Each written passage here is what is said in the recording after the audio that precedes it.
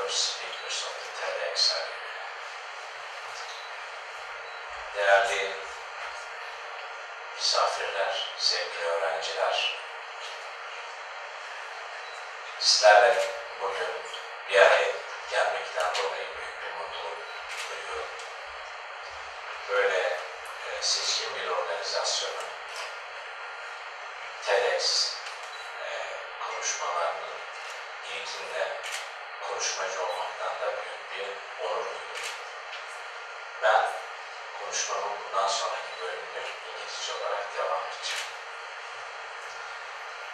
Okay, who is he?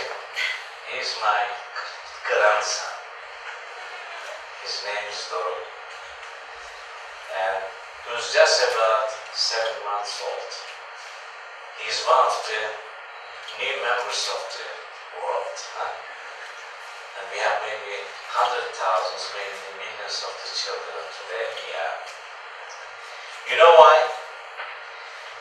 They will live, these kids, our children, in fact you also, will live in incredible world. Because the world has been facing significant and magnificent changes. And changes everywhere. We see high-tech cars, mobile devices, UAVs, robots, supercomputers. Almost all the layers of the society are affected by these changes. The way that business is running is different today. Will be significantly different in the future.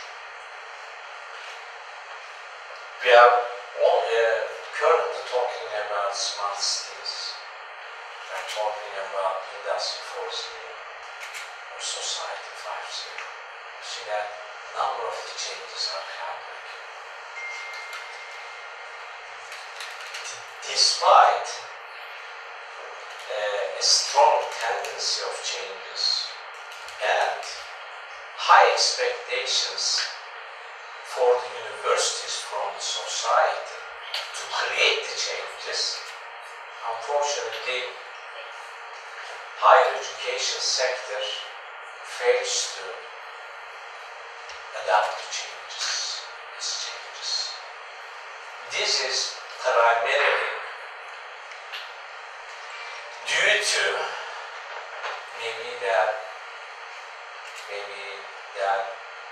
universities are too rigid and people in academics resist these changes. Because of this, universities and industry, the gap between universities and industry is increasing. The universities today is more or less the same as 1,000 years ago, essentially. The way that we transfer the knowledge or deliver the knowledge is more or less the same as 1,000 years ago. Because of this, because of the fact that universities are not meeting the needs of the society, real needs of the society, we have a number of undesirable statistics today we talk about. Like, for example, young people unemployment, youth employment is one of the major global issues, one of the important worldwide problems of today. It's almost 13.1%. In some countries, 1 out of 3 graduates are unemployed. On the other hand, when we look at the picture from the companies or industry perspective, we see very significant skills mismatch. The companies are not able to find or recruit the people with the right skills. Today, worldwide, skill mismatch is around 40%. On the other hand, we have young people unemployment. You see that the gap between the industry and the higher education system creates big global issue, big global problem. According to one estimate, 60% of the jobs in the near future will be new ones, not the existing ones. That means my grandson and even some of the students today in our education system will have formed the jobs which doesn't exist today. Some of the jobs we are talking about today will disappear, but some new jobs will emerge. Are the universities or the higher education systems ready to cope with these changes? Ready to prepare the students for the future, for the needs of society? We have to do something. By the way, just one example about the young youth unemployment. You see that it's not the problem of our country. It is even one of the major problems of the developed countries. Europe has more or less even the more severe problem than we have. So it's not the issue of underdeveloped or developing countries. It is everybody's global problem. So we have to do something. We have to do something about it. Now, I think what we need to do is we need to change our higher education system. The universities, our higher education system, should be remodeled. We should make a major revision. And this remodeling should be from the core, not by just simply adding, considering some add-ons, technological add-ons, adding some technological tools or something like that. I think that what we need to do is we need to revise the system entirely, and the major revision should be done. And one of the important issues during this remodeling or during the major revision, I think that we need to take into account the 21st century skills that the companies or the industry or the society needs in the future.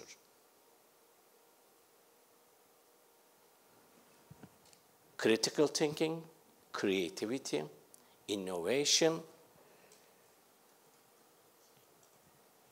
ICT literacy, or leadership, and many other skills that we are talking about are very, very important, will become very important in the future. To be able to design the future, we must be able to graduate the students in such a way that they pursue their passions. They pursue their dreams.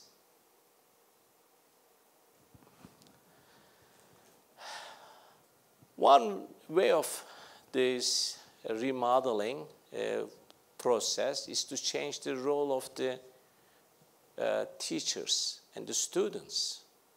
First of all, we have to change the education environment from the teaching environment to learning environments. That's what we have to do it.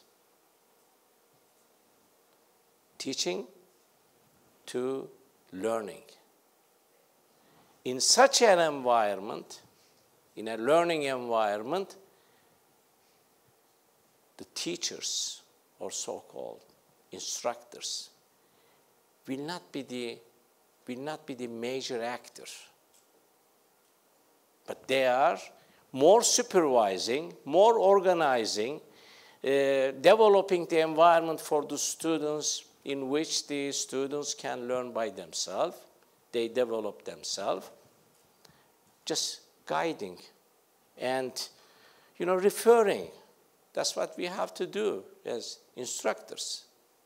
In such an environment, the students should move from inactive form to the active form so that they learn by themselves, self-learning, learning by experience, entrepreneurial thinking, innovation,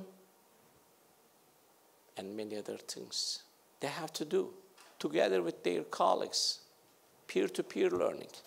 That's what we have to do. Well, of course, this doesn't come easy, and this doesn't be realized easily. First of all, we have to change our education system, as I told you before, from the core. The way that we do in the future, in our education system, should be much different than today. So we have to create an environment in such a way that students can learn by themselves in everywhere, in the field, by themselves, from practitioners, or by doing some design. We have to even let the students to develop their own courses. In some universities, I know students develop their courses. Even they have the tendency to develop their curriculum. You see that? We have to let them to play their roles, major roles. Of course, that doesn't only come with the education. We should also change the research environment. Research shouldn't be only an intellectual exercise in front of the computer or in the laboratories, around the walls. It should be everywhere with the different discipline, the people from the different discipline. It should be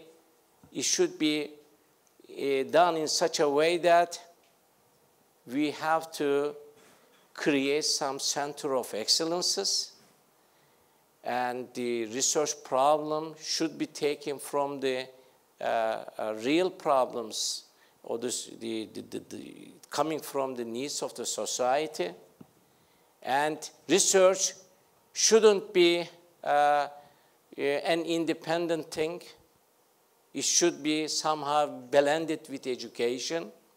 It should open the doors to the students, undergraduate students, and research should focus on the problem solving. The objective of the research shouldn't be the writing to the paper or the book. The objective of the research should be to solve the problem. The papers, books, or any other documents we produce from the research should be a byproduct of the research activity. It should be done in an integrated manner and by multidisciplinary teams. Research is not a one-person exercise, it should be carried on by the teams.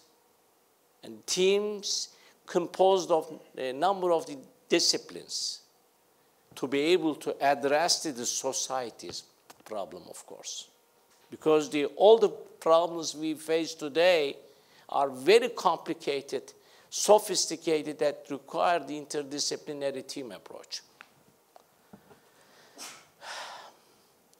You know, in all those years, maybe in my last 40 years in education sector, we always talk about the teaching and research. We ignore the very important missions of the higher education systems or universities, societal impact. Third mission. Third mission is usually ignored. I think as a part of the first significant step for educational innovation in this country and in the world, what we need to do is we need to carry out the education and the research activities in such a way that we create maximum impact on society. So the research and the education should be blended in such a way that we create the maximum benefit for the society in terms of technology, in terms of the solution of the problem, or in terms of some contribution to the society needs. Of course, this can be done by new generation.